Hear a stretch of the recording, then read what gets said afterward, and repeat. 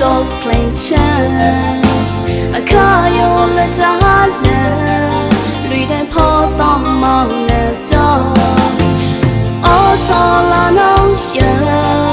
le do ke lo e mwa ma mau do go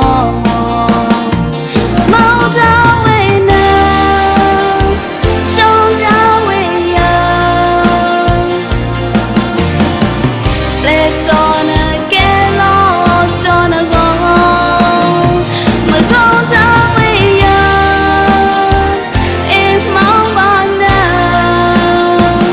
ya me ti long na ta e ma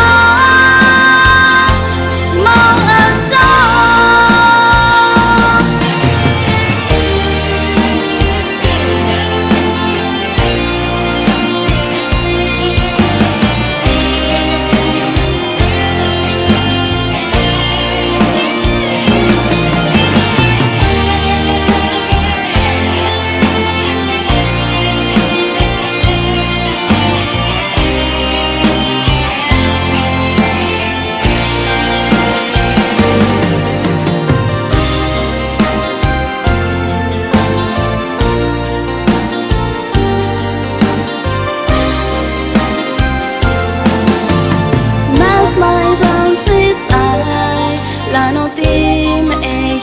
lo ve la di sha tu ya nei khom o ku pha ba ga to e bu